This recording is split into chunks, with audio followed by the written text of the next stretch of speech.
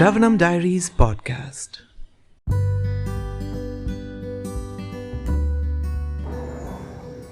Hare Krishna. Hare Krishna. So, this is the second episode of what is it called? Q&A Saturday. And today we have a wonderful question from our subscriber on Instagram. His name is RyanMark21N. And he's asking, how does chanting the Maha-Mantra, or whether does chanting the Maha-Mantra change your material destiny? Well, in three words, yes it does. It does change our material destiny. And we're going to discuss what different scriptures and what the acharyas say in that regard, how it changes. Well, first of all, what comes to my mind is Harinama Chintamani, Shri Harinama Chintamani of Haridas Thakur. Over there, Haridas Thakur, he is describing how just by chanting Namabas, you can attain liberation. And I know that we've heard this many times. I know that we've heard this repeatedly, that if you chant purely, then you will get somewhere. But I'm sure all of us have this experience that I'm chanting for many years, I'm chanting very sincerely, but then I go to an astrologer and he supposedly tells me that basically I'm not far away from my astrological chart. You know, like everything is happening exactly how it was supposed to come to me. So where is the change, basically? I want to see the change, isn't it?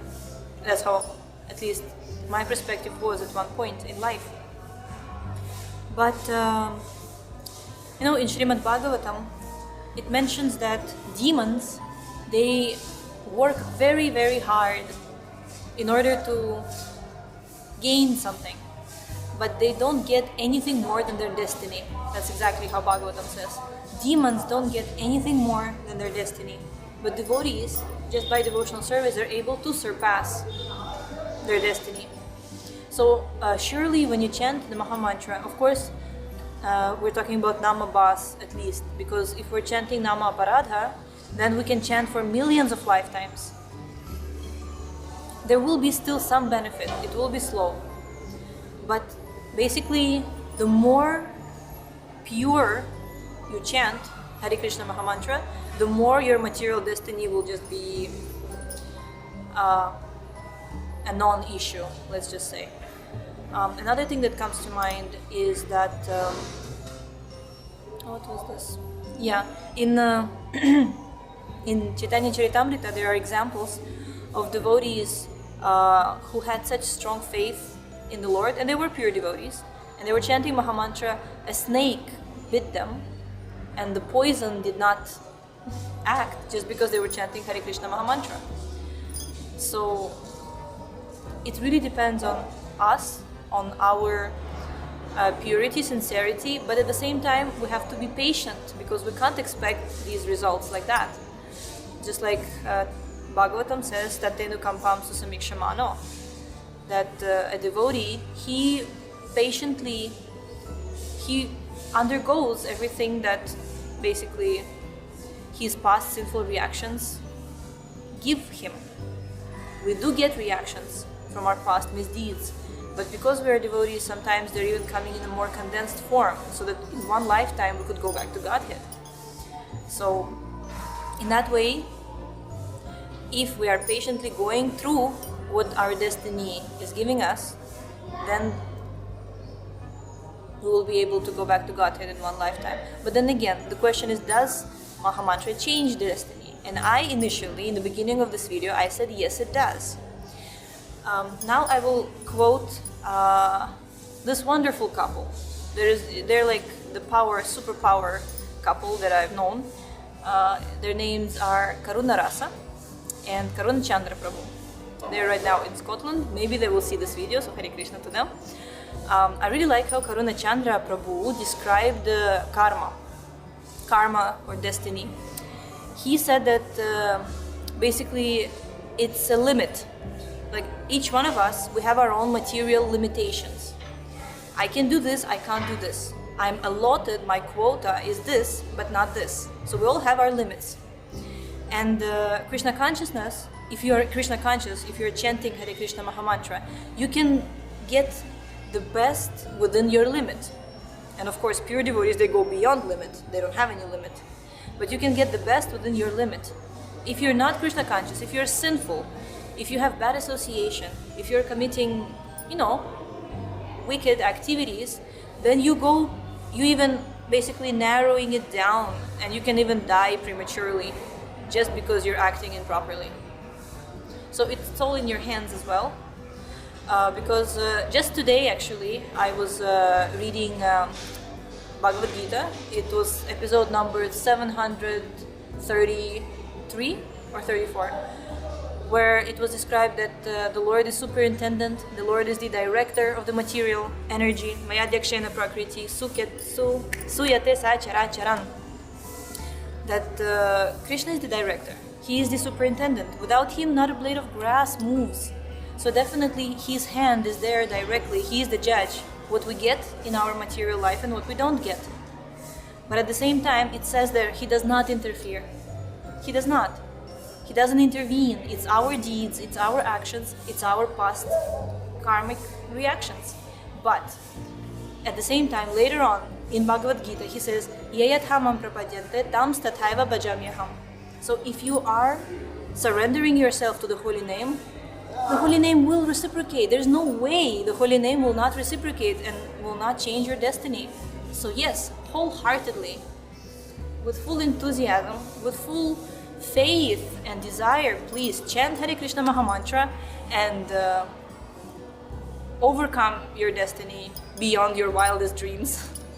Yes, so this is my humble reply. I mean, many more things could be said, but so many things could be said. It's a very convenient thing to say when you forgot to say something and then you're like, so many things could be said. It's like one of those things that tricks people learn, right? Oh, so many things could be said, right? Or we should have a seminar on this thing because I can't answer your question. Or what else can be said? Somebody else would like to answer that question. Anyway, I forgot. Very important point. The first one. In Civilization and Transcendence, which we already read in our podcast. I keep looking at myself and not into the audience. I'm so sorry. So something that we haven't really mentioned before, but I really wanted to. So there was a question asked to Srila Prabhupada from a magazine. So this Civilization and Transcendence, it's like a questionnaire towards Srila Prabhupada. And basically, cut to the point, Prabhupada says that we're not fatalists. Devotees are not fatalists. Even though some people say that devotees, they don't endeavor materially because they know that happiness comes on its own, distress comes on its own. So we just better chant Hare Krishna because destiny will take its course anyway. Interestingly, Srila Prabhupada says, why shall I waste my time trying to avoid distress and gain so-called happiness? Let me utilize my energy for Krishna consciousness. This is intelligence. You cannot check your destiny. So listen, continue listening. You cannot check your destiny. And then Prabhupada says, no, the Vedic system is not fatalistic. It is fatalistic only in the sense that one's material destiny cannot be changed, but your spiritual life is in your hands. There's more. Nobody is enjoying uninterrupted material happiness and this and that. And then Prabhupada says that if it's fatalistic, let me just find it quickly. If it's fatalistic, then why do we have education? Here Prabhupada says, so there are two different platforms, the material and the spiritual. Followers of the Vedic civilization, which is practiced in India, although nowadays it is distorted, actually these people are not lazy. They're very, very busy. Not only very busy, but also Kaumara Acharit Pragya Dharman Bhagavatam Iha. They're trying to become self-realized from the very beginning of life. So then, I'm recording something.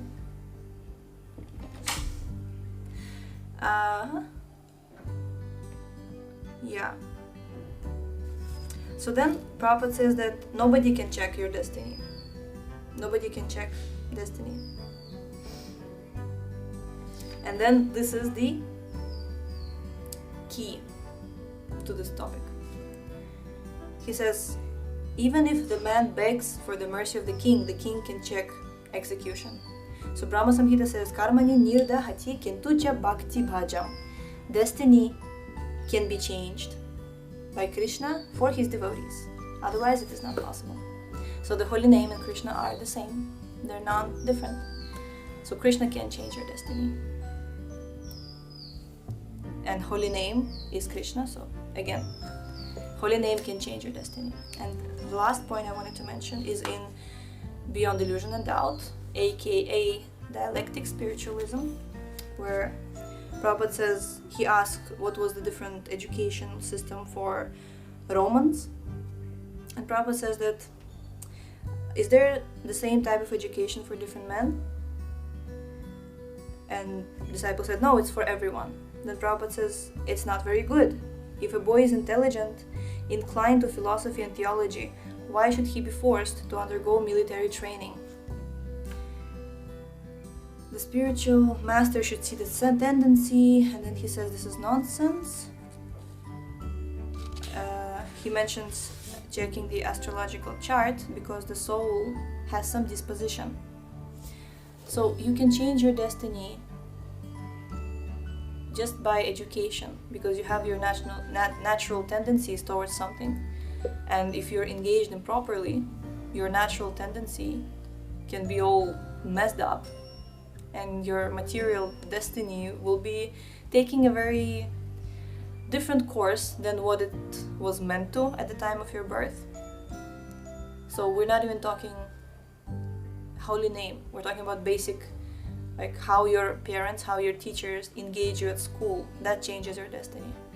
But if you are taking up Srila Prabhupada's spiritual education and you are surrendering yourself to the holy name, then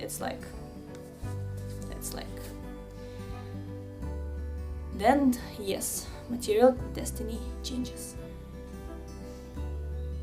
Now back to the blabbering. Back to the officially concluding Saturday Q&A. I would like to keep it, short and sweet, as my Guru Maharaj says.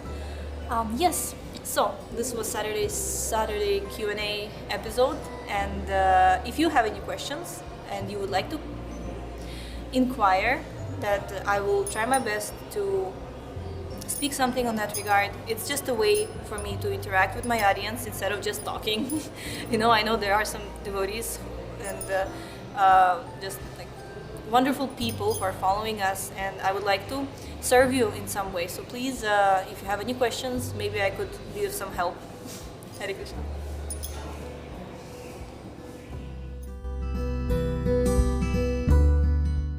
Thank you so much for tuning in today. The book links, previous episodes timeline, and biography of the author can be found on shravanamdiaries.com. The link is in the description, and we shall see you tomorrow. Hare Krishna, Krishna